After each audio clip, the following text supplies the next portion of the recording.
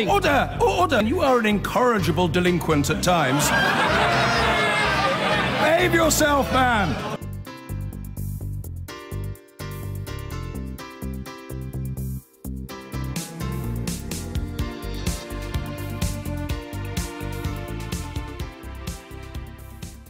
It's what every parent knows. Preparing children for the move from primary to secondary school is a big and sometimes challenging time. But now the Children's Commissioner for England says young children face the added anxiety of coping with what she calls an avalanche of pressure from social media. Anne Longfield says parents and schools need to do more to prepare them for the emotional demands it makes. Elaine Dunkley reports.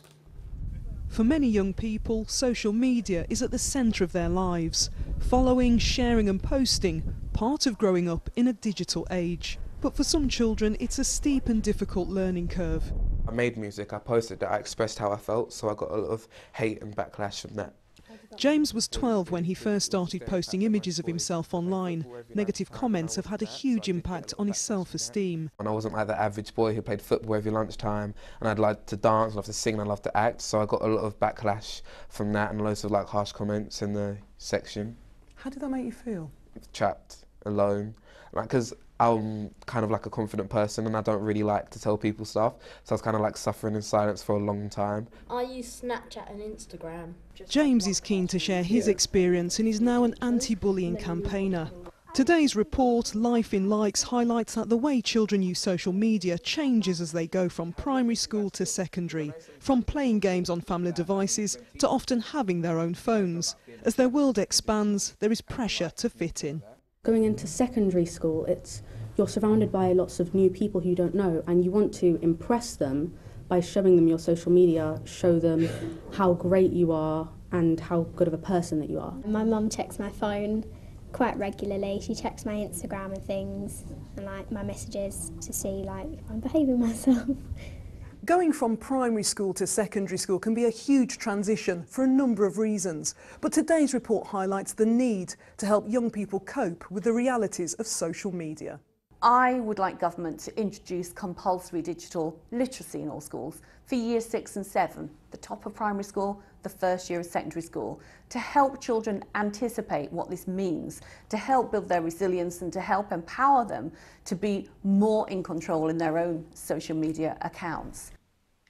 Most social media platforms have a minimum age of 13, but keeping up with changing apps and trends is a challenge for parents. It's just simple things like trying to get people around the table for dinner.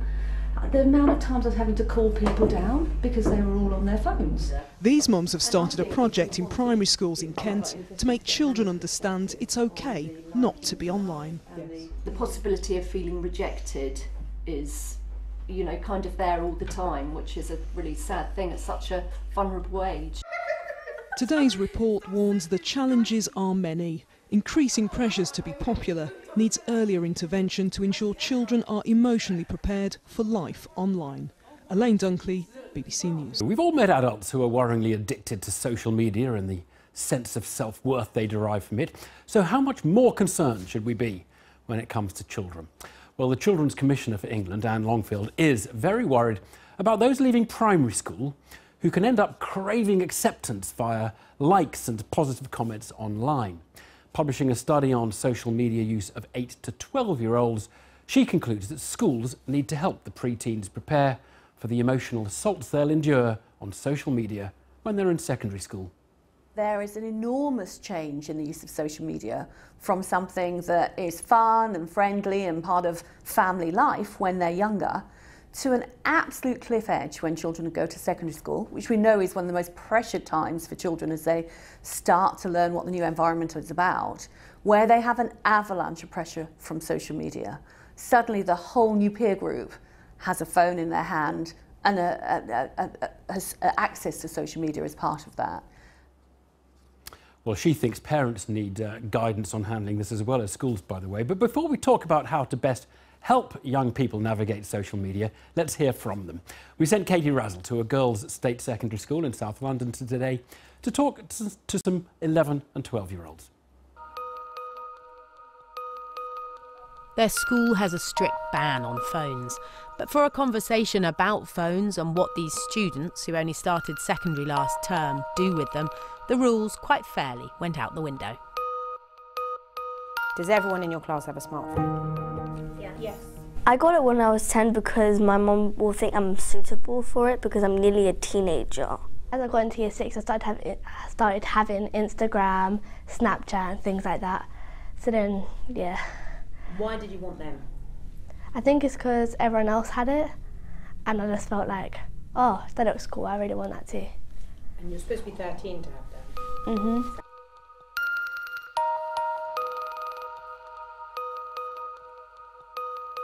It just makes people our age feel really under pressure because, you know, you're supposed to have this thing, but then your parents say you can't, and then it's over and over again, just like a cycle. Should I get it? Should I not get it? Other people will have like Facebook, Musical.ly, Instagram. Some people think that you've got to be like them, that you've got to do everything they do, and if you don't have something, people aren't going to like you. I had Musical.ly on my phone because I thought it was going to be like fun, but then I found out about all the stalkers and all the other like people that are not really good. So then my mum told me to take it all off. I reckon I spend about 6 to 7 hours on my phone. Every day? It just depends on what I'm doing every day. I used to spend a lot of time on my phone. Now I spend kind of enough time. What's enough time? About 4 hours for like a day or 5 hours a day. But I'm not only on social media, I'm also on games. I don't really spend much time on my phone because I do origami and learning Japanese because some obvious reasons.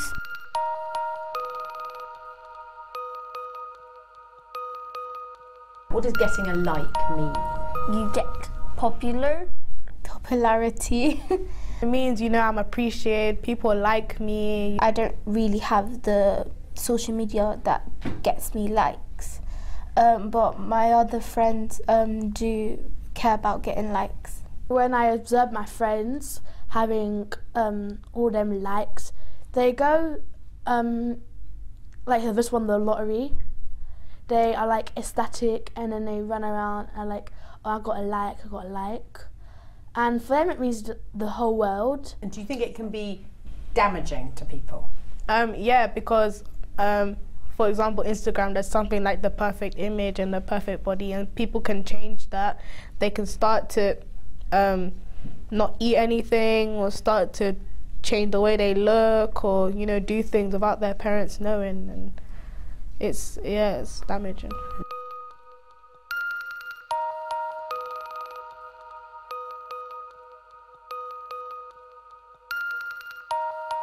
Do people worry about being rejected if they're not part of something online? Yes.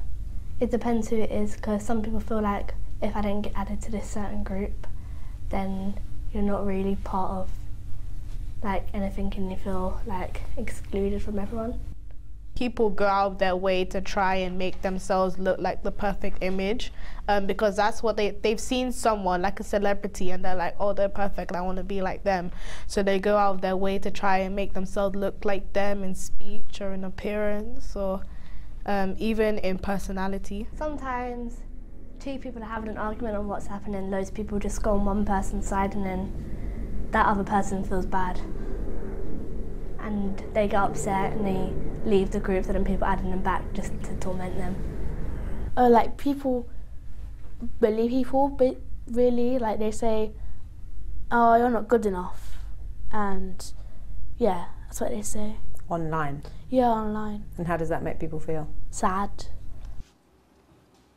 Views from one school there, Katie Razzle put that together. But I'm joined now by the head teacher of Passmore's Academy, that's Vic Goddard, writer Shannon Kyle, mother of a 16-year-old, and Karina Magyar, who's choosing to take a step back from social media. I want to start by just asking each of you. Karina, I'll start with you.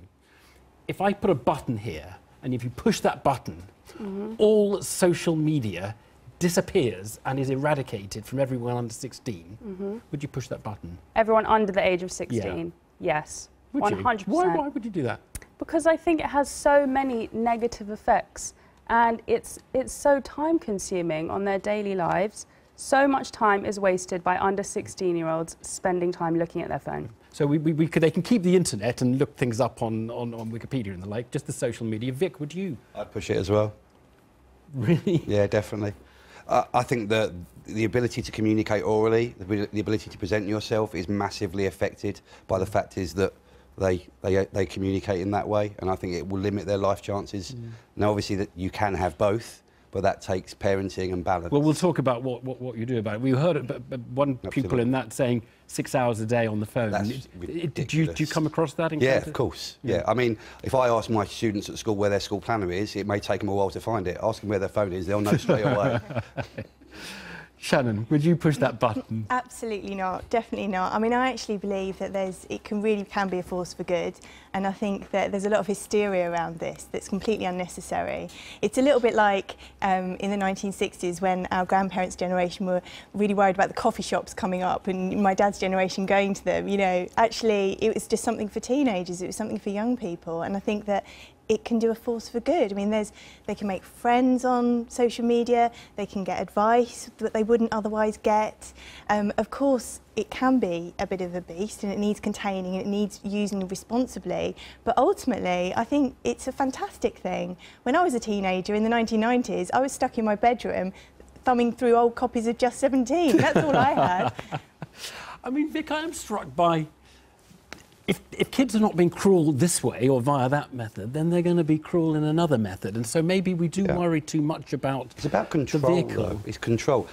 Where's my child at his safest? In my house. As a dad, you know, I know if my son's in my house, he's safe, because that's my job. Not anymore. Not anymore. He's not safe in my house. If I don't know what he's on, what social media is in, I think we've got to translate social media into the real world. Would you allow a stranger to walk into your child's bedroom? No, you wouldn't, but you allow them in your child's bedroom with their phone. I'm sorry, that's not good enough. Would you allow a stranger to walk up your child in the park and talk to them if you didn't know them? No, you wouldn't. So why would you allow them to do it on the phone? It's about good parenting. Yeah. Shannon, it can be a sort of super accelerator of lots of problems, can't it? So children can bully each other, they always have. But somehow it can be particularly aggressively and unpleasantly magnified when there's this power of communication and group communication.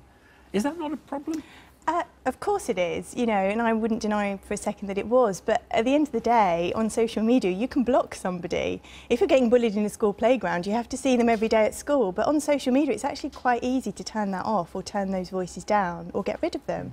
And if you educate your children to actually acknowledge when this is happening, when something's out of order, when they're being badly treated, you can get them to do it. Karina, do you buy that? Ugh, I find it so difficult to answer that question. I think it is about educating your kids. It's about knowing I worry that putting up a selfie and a kid receiving 10 likes is going to feel ugly and they're going to feel insecure. And it's about educating your children about the kinds of things they should be sharing online. Yeah. Well, let's talk about how we make it better. So we haven't got the button, can't push the button, so we just have to make the best of what exists. And Vic, you know, you've written a letter to your parents, a sort of New Year thing. Bizarrely today, and right. before and that was I knew nothing to about do with this. this. No, yeah, absolutely. And so what's your basic point? Because you've got some rules. You let them bring phones in, number one. So you could just say no phones at school, and lots do. And schools do. And schools in fact, the school we filmed at this afternoon and schools in our phones. town do. You know, but when you speak to the parents of the children in that school, because some of them work in my school, and they go, they've never handed their phone in once. It's in their bag. Okay, so the school's achieved what it wants to do. The phones aren't then disturbing learning. So the phone is in the bag? Yeah, so some schools will say you have to hand it in at the start of the day, you can collect it at the end of the day because parents want it for travel. Okay? Right. I haven't got one today, sir. Oh, really? Of course you haven't. So for me, it is about, as a parent, giving them a space where it's monitored, getting them to understand having a phone is a privilege, not a right. You know, I've given them that phone and therefore there comes responsibility for their own behaviour and how they deal with other people. You know, charging stations in your house. No phone should be up in the bedroom. Before you go to bed, the phone goes there, it's charged here, like all of our phones are, so you have a night's sleep. Because the fear of missing out is such a drive. That's the problem. Yeah. I mean, Shannon, what with your daughter? Do you let her keep the phone with her by the bed at night? I mean, she's 16 now. I would defy any parent after the age of about 14, 15 to actually take that phone off them. That's, you know, I think it's about being sensible, but it's also about education as well. So the kids need to know when they've had enough. So say, for example, sometimes my daughter actually says, I've had enough of my phone, I'm going to put it away for a bit. She's just fooling you, Shannon. No, that's exactly what I started to do. I realised I was spending too much time on my phone, not just social media, phone time in general, and you sort of have to have the willpower to say it's not the first thing I'm going to look at when I wake up in the morning, and it's not the last thing I'm going to look at before I go to bed, because at the end of the day it's a fairy tale land. This is the real world, maybe not this, but this is the real world. What's in the palm of your hand is a fairy tale airbrushed version. For a teenager to think that when everybody else is looking at their phone, and there's this FOMO, fear of... There is, but the thing, there's a thing about tough love, parenting tough love. I don't think it's tough love, I think it's authentic care. I care for my child, I want to keep them safe, I want to keep them in a safe environment, I want them to understand the power of that. You know, our phones are so powerful these days. I need them to understand what it can be used for in the good, but I also need them to understand that when it's time to put it away, I, as the adult in their life, will make that decision for them if I have to. I'm not going to renege on my responsibility. Shannon, do you allow your daughter secrets online? You don't go reading her texts and WhatsApp messages or whatever, or do you? No, I mean, not anymore. I mean, she's of the age where she is a bit too old to do that. When she was younger, I was there when she signed up to Twitter, I was there when she signed up to Facebook, and yes, I used to have a look to see what she was doing. I mean, she signed up when she was about 11. But she's not allowed to sign up at 11. Well, at the end of the day, what is the rule? What's the rule? 13? The rule is 13, but they were all doing it at 11, and I made a conscious decision that, okay, maybe, I mean, at the end of the day... You let her lie online? I did let her lie online. I hold my hands up. And what does that teach her? What does that teach her in the future? Why are there different ages for different social media platforms as well? Well, this is the thing. I think at the end of the day, the social media companies need to get together and they need to properly monitor this, because it isn't being monitored. The rules are being broken left, right and centre. You know, kids want to do it at a certain age, and actually the Commission is completely right that it does start at secondary school. That's when these problems come in. If you go to secondary school without a mobile phone and you're not on any social media, by the time you're at secondary school, you're really left out. In a way, Vic, it has to come back to the schools as much as the parents, doesn't it? Because if a parent tries to impose something on their child that none of the other parents are doing... How's that? What impact am I supposed to have on the parents? Well, I can't tell them not to do that. School, I can encourage them, but I can't tell them. At least for the sort of the hours at which they're at school, you can say there's a truce, put the guns away. And that's what we say. Fight. Yeah, we say, you know, from my point of view, if a child's doing a science experiment and they can get their phone out and video it and upload it to a channel so they can then use that for revision purposes, that's something that's worthwhile. If they're getting it because it used to be worse when Blackberries were cool, because a little red light used to flash in their pocket and they knew they had a message. Okay, that's when it was worse. Now, since it's an iPhone, it's slightly different. We say it has to be in their bag, away from them, unless we give them permission to have it out. And for me, a parent who gives their child a phone without boundaries has been nagging on their responsibility. We'll leave it there. Thanks all very much indeed. Thanks. I've been